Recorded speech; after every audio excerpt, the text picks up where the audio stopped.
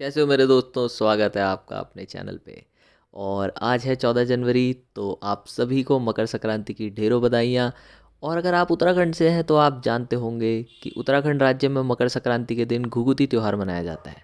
तो आज वीडियो को मैं इसी चीज़ पे डेडिकेट करना चाहूँगा और मैं बताना चाहूँगा कि क्या हिस्ट्री है इसके पीछे, क्यों हमारे राज्य में घुघुती त्यौहार मनाया जाता है, और वो कौन सी कहानी है जो इतनी प्रसिद्ध हुई कि उसके बाद एक पूरा त्योहार ही मनाने मनाने लगा पूरा राज्य। तो इस चीज़ के लिए आप पूरी वीडियो देखिए क्योंकि कहानी बहुत ही प्यारी है, मतलब मुझे बहुत अच्छी लगी और इसमें बहुत ही बढ़िया एक छुपा हुआ संदेश है। तो आपको मैं एक कहानी सुनाने जा रहा हूँ। तो कहानी कुछ इस तरह है कि प्राचीन काल में कुमाऊँ के जो राजा थे, चंद्रवंश के राजा कल्याण चंद, उनकी कोई संतान नहीं थी और कोई उत्तराधिकारी भी नहीं था। तो उनके जो मंत्री थे वो ये सोचते थे कि राजा के बाद अब राज्य उन्हीं को मिलेगा। एक बार राजा कल्याण चंद सप्तनीक बागनाथ मंदिर में गए और संतान के लिए उन्होंने प्रभु के आगे प्रार्थना की। बागनाथ की कृपा से उनके घर एक बेटे का जन्म हुआ, जिसका नाम राजा ने बड़ी खुशी से निर्भय चंद रखा। निर्भय को उनकी माँ प्यार से घुघुती बुलाया करती थी। घुघुती के गले में एक मोती की माला थी जिसमें घुंघरू पड़े हुए थे। तो घुघुती से पहन के बहुत खुश हुआ करता था और जब भी वो जिद करते थे, जैसे सभी बच्चे करते हैं, तो उनकी माँ उन्हें डराती थी और कहती थी कि यह माला मैं तेरी कौवों को दे दूंगी। तो घुघुती को अपनी माला से इतना प्रेम था तो वो इस वजह से चुप हो जाता था।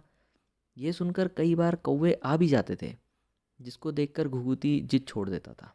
अब माँ के बुलाने पे जब कौवे आते थे तो माँ घुघुती के हाथों से उन्हें रोज़ कुछ ना कुछ खिला देती थी। तो धीरे धीरे इसी कारण घुघुती की कौवों से हो गई दोस्ती।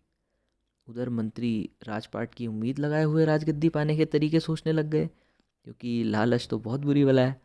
अब एक दिन उन्होंने षड्यंत्र रचा कि घुघुती को उठा कर ले जाते हैं। मंत्री उसे जंगल की तरफ ले गए तो कौवे ने देख लिया। अब कौवे रोज घुघुती के हाथ से खाना खाते थे, कभी कोई पकवान कभी कोई पकवान। तो उन्हें भी पता था कि घुघुती उनका बहुत अच्छा मित्र है। तो कौवे जोर जोर से चिल्लाने लगे। कौवों की आवाज़ों को सुनकर घुघुती डर गया और रोने लगा और उसने अपनी माला उतार कर फेंक दी। कौवे जो बहुत सारे इकट्ठा हो गए थे, उन्होंने जो मंत्री थे और उनके साथियों थे उन पर हमला शुरू कर दिया।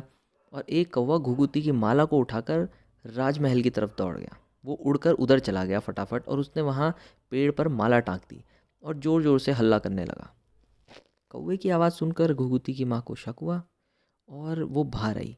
उन्होंने देखा कि पेड़ पर माला टकी हुई है और कौवा चिल्लाने पे लगा है। तो उन्होंने कहा ये कौवा कुछ ना कुछ तो जानता है और घुघुती क्योंकि मिल नहीं रहा है, तो ये कौवा कुछ बताना चाहता है। तो राजा फटाफट अपने घुड़सवारों को लेके जाने लगे। तो कौवा उन्हें रास्ता दिखाने लगा और एक पेड़ के आगे जाके बैठ गया। राजा ने देखा वहाँ घुघुती सो रखा था पेड़ के नीचे और सुरक्षित था। तो उसके आसपास काफ़ी सारे कौवे बैठे हुए थे। तो राजा ने देखा कि कौवों ने घुघुती का बताया राजा को और राजा फटाफट उसे उठा के महल लेके आ गया। तो राजा जब अपनी पत्नी को दिखाया कि घुघुती, तो उनकी माँ घुघुती की माँ इतनी खुश हुई कि उन्होंने कौवों को पकवान बनाकर खिलाए और घुघुती से कहा कि उन्हें बुलाओ और पकवान खिलाओ। बात धीरे धीरे पूरे कुमाऊँ में फैल गई और इस तरह घुघुती एक त्योहार के रूप में पूरे कुमाऊँ में फैल गया। कुमाऊँ में एक कहावत भी बहुत मशहूर है कि श्राद्धों में ब्राह्मण और उत्तरायणी में कौवे बहुत मुश्किल से मिलते हैं। दोस्तों, इस कहानी के पीछे जो बहुत ही छुपा हुआ संदेश है वो ये है कि कोई सा भी जानवर हो, अगर आप उसे कुछ खाना खिलाते हैं या कुछ भी करते हैं तो वो जानता है कि आप उससे प्रेम करते हैं। और आज नहीं तो कल जब मौका पड़ेगा तो वो आपकी ज़रूर मदद करेगा। इसलिए आप भी अपने चारों तरफ एक अच्छा माहौल बनाएं और सभी जानवरों को कुछ ना कुछ खाने को दें। तो बस इस वीडियो में मैं इतना ही लेके आया हूँ और मैं उम्मीद करता हूँ कि आप लोगों को ये वीडियो अच्छी लगी होगी।